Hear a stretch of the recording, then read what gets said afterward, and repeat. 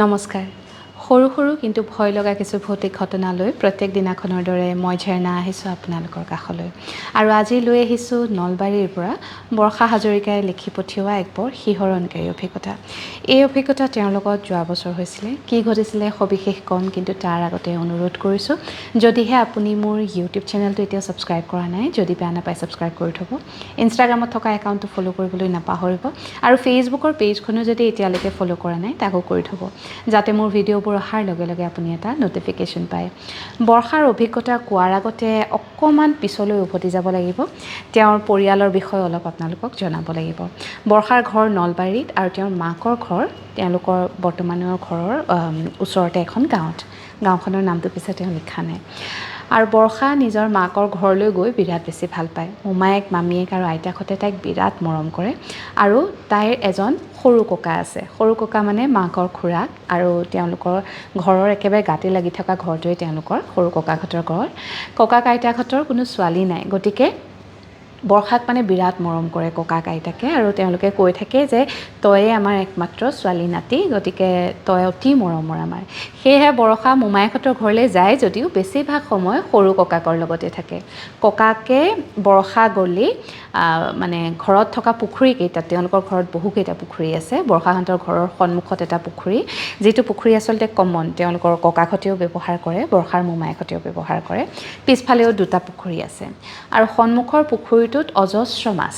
বৰ্ষা গ'লেই ককাকৰ এটাই কাম, চিধাই বৰশীটো উলিয়াব, বৰশী মাৰিব, বৰ্ষাক লগতে বহুৱাই ল'ব আৰু মাছ ধৰিব। আৰু প্ৰায়েই কৈ থাকে যে তই ভাল মাছ খাবলৈ নাপাওঁ, আৰু ঘৰলৈ আহিলে মই সেইকাৰণে তোক ভাল একদম তাজা তাজা মাছ মাৰি খুৱাওঁ।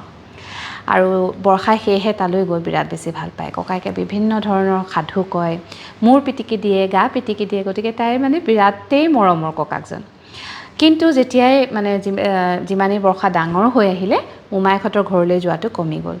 ক্লাছ 10ৰ পৰীক্ষা আহিলে, তাৰ লগতে টিউশ্যনবোৰ, তাৰপিছতে তেওঁ ছায়েন্স ষ্ট্ৰীমত নাম লগালে, ছায়েন্স পঢ়িলে, গতিকে প্ৰায় 1-1.5 বছৰমান মানে মোমায়েকহঁতৰ ঘৰলৈ, ককাকহঁতৰ ঘৰলৈ তাই যোৱা নাই। 2023 চনত বৰ্ষাই হায়াৰ ছেকেণ্ডেৰী ফাইনেল দিলে, আৰু তাৰপিছত এমাহৰ যিটো গেপ থাকে, তেওঁ মাকক ক'লে যে কেইদিনমানৰ কাৰণে মই গৈ আহোঁ। কিন্তু তাৰ মাজত বৰ্ষাৰ এজন খুৰাক ঢুকাইছিলে পৰীক্ষাৰ প্ৰায় 3 মাহমান আগতে, গতিকে ঘৰখনত এটা বৰ মানে বেয়া পৰিৱেশ চলি আছিলে। খুৰাকৰ এক্সিডেণ্ট হৈ ঢুকাইছিলে। আৰু যেতিয়া মানে মোমায়েকহঁতৰ লগত কথা হয়, ককাকৰ কথা সোধে, ককাকৰ মানে খবৰো বৰ্ষাই নোপোৱা হ'ল। ককাকৰ লগত কথা পাতিবলৈও নোপোৱা হ'ল। যেতিয়াই সোধে ককাকৰ গাটো বেয়া বুলি কয়। গতিকে পৰীক্ষা শেষ হোৱাৰ পিছত তাই মানে ৰ'ব পৰা নাই, গাঁৱৰ ঘৰলৈ যাবলৈ মন গৈছে। বৰ্ষাই এখন স্কুটি চলায়। মাকে ক'লে যে এতিয়াতো আমি যাব নোৱাৰিম, তই অকলেই যা নহ'লে। গতিকে তাই স্কুটিখন লৈ মানে গাঁৱৰ ঘৰলৈ গ'ল, মোমায়েকহঁতৰ ঘৰলৈ। গৰমৰ দিন আছিলে, আৰু তাৰ প্ৰায় এসপ্তাহমান আগৰ পৰা বিৰাটেই বেছি বৰষুণ দি আছিলে, গতিকে গাঁৱৰ গোটেই খাল, বিল, পুখুৰী পানীৰে একদম উপচি আছে। বৰ্ষাহঁতৰ মোমায়েকৰ ঘৰৰ সন্মুখৰ যিটো পুখুৰী, সেইটো একে পানীৰে চিপচিপিয়া উপচি আছে। বৰ্ষা গৈ পাওঁতে প্ৰায় সাজ লাগিবৰে হৈছিলে, আৰু গৈ পাই পদূলিমুখত বাইকখন ৰখাই দেখিছে পুখুৰীটোত ককাকে মাছ বাই আছে। আৰু ককাকক দেখি তাই মানে চিঞৰি মাতিছে, ককা কি কৰিছে এই ৰাতিখন, মানে সন্ধিয়া বেলা আপুনি কিয় মাছ মাৰি আছে?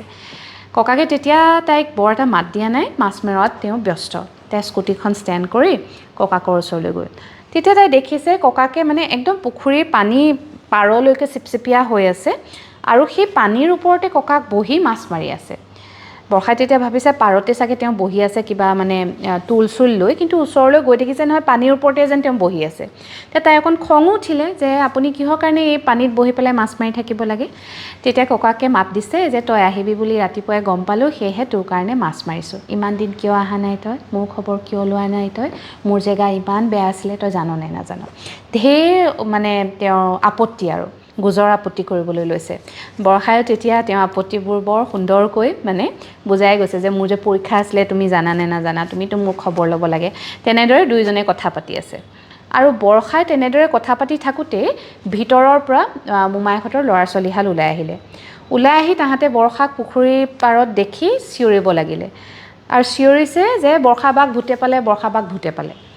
সেই কথা শুনি মোমায়েক, মামীয়েক, আইতাক, কাষত মানে সৰু ককাকৰ সৰু আইতাক সকলো ওলাই আহিলে। আহি মোমায়েকহঁতেও তাইক দেখি কৈছে তই পানীত কি কৰিছ, নাহকে উঠিয়া। তেতিয়া তাই কৈছে তোমালোকে যে মোক উঠি আহিবলৈ কৈছা, ককাক কিয় কোৱা নাই?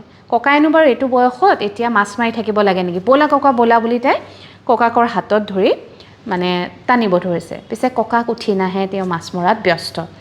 তাৰপিছত মোমায়েক দৌৰি আহিছে, পানীত জপং জপংকৈ আহি বৰ্ষাক হেঁচা মাৰি ধৰি কৈছে ব'ল ব'ল ব'ল তই উঠি ব'ল। তেতিয়া তাই আকৌ কৈছে যে ককাক কিয় নোলোৱা তুমি, ককাক কিয় কোৱা নাই। তেতিয়া মোমায়েকে কৈছে ককা আহিব, ককাই জানে নহয় আৰু পুখুৰীটো তেওঁ চিনি পায়, গতিকে তেওঁ সাঁতুৰিব জানে, তই চিন্তা কৰিব নালাগে, তই প্ৰথমে ব'লচোন। সেই বুলি কৈ মোমায়েকে লৈ গৈছে। তাই পিছলৈ ঘূৰি ঘূৰি চাই চাই গৈছে, মানে ককাক কিয় মাতা নাই, তাই অকণ খঙো উঠিছে আৰু বাৰে বাৰে তাই মাতিও আছে, ককা আহা আকৌ উঠি আহা উঠি আহা।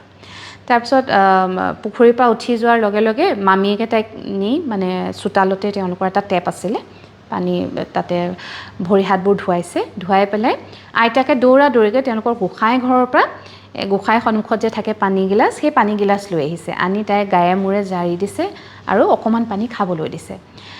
তাই মানে বস্তুটো অলপ ধৰিব পৰা নাই কি হৈছে, ইপিনে আকৌ মানে মোমায়েকৰ ল'ৰা ছোৱালী হালে বৰ্ষাবাক ভূতে পালে চিঞৰি আছে।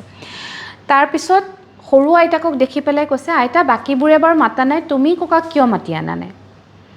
সেই কথাষাৰ কোৱাৰ পিছত আইতাক মানে ৰ'ব নোৱাৰিলে, তেওঁ হুক হুকাই কান্দিছে আৰু কান্দি বৰ্ষাক কৈছে যে ককা আৰু আমাৰ মাজত নাই, তোক আচলতে আমি কোৱা নাছিলোঁ, কিন্তু ককা আজি 3 মাহৰ আগতেই ঢুকাইছে, তোৰ খুৰা ঢুকোৱা প্ৰায় 3-4 দিনৰ পিছতে। সেই কথাষাৰ শুনাৰ পিছত বৰ্ষা য'তে থিয়হি আছিলে তাতে মানে থপককৈ বহি গ'ল, তাই মূৰ চুৰ ঘূৰাই যোৱাৰ নিচিনা হ'ল।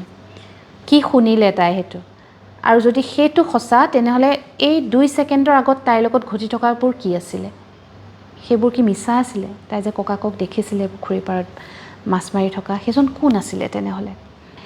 তেতিয়া গোটেই কথাবোৰ মোমায়েকে তাইক বুজালে যে তহঁতৰ খুৰা ঢুকোৱাৰ 3 দিনৰ পিছতে আচলতে মানে খুৰা ককাৰ গাটো বিৰাট বেছি বেয়া হ'ল আৰু তেওঁ আমাক এৰি গুচি গ'ল, কিন্তু তই ইতিমধ্যে বহুত চখ খাইছ, তোৰ পৰীক্ষা আছিলে হায়াৰ ছেকেণ্ডেৰী ফাইনেল, গতিকে আমি তোক কথাটো নক'লোঁ যাতে তই পৰীক্ষাটো ভালদৰে দিয়।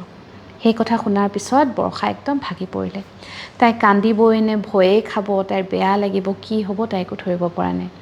ককাকলৈ খুব বেছি মনত পৰিলে আৰু হয়তো চাগে তাই তেতিয়া ভাবি উঠিছে যে ককাক যিহেতু মই নেদেখিলোঁ শেষবাৰলৈ, সেইকাৰণে হয়তো তেওঁ চাগে আজি মোক দেখা দিছিলে। বৰ আচৰিত আৰু মানে একদম অদ্ভুত এটা ঘটনা আজি পঢ়িলোঁ, আপোনালোকৰ আগত ব্যক্ত কৰিলোঁ। শুনি কেনেকুৱা পালে, কেতিয়াবা আপোনাৰ লগত এনেকুৱা হৈছে নেকি, প্ৰিয়জন হঠাতে নাইকিয়া হৈ গৈছে অথচ আপুনি গম নাপায় আৰু তেওঁ নাইকিয়া হৈ যোৱাৰ পিছতো কেতিয়াবা আপুনি তেওঁক দেখিছে। যদি হৈছে এই ভিডিঅ'টোৰ তলত জনাবচোন। লগতে আপোনাৰ যদি কিবা ভৌতিক অভিজ্ঞতা আছে যিটো মোৰ লগত আপুনি শ্বেয়াৰ কৰিব বিচাৰে, তেনেহ'লে মোৰ মেছেঞ্জাৰত গৈ এটা মেছেজ কৰিব। আজিৰ এই ঘটনা ইয়াতেই সামৰিছোঁ, কাইলৈ নিশা এক নতুন অভিজ্ঞতা লৈ আপোনাৰ কাষ চাপিম। এতিয়ালৈ আহিছোঁ, শুভৰাত্ৰি।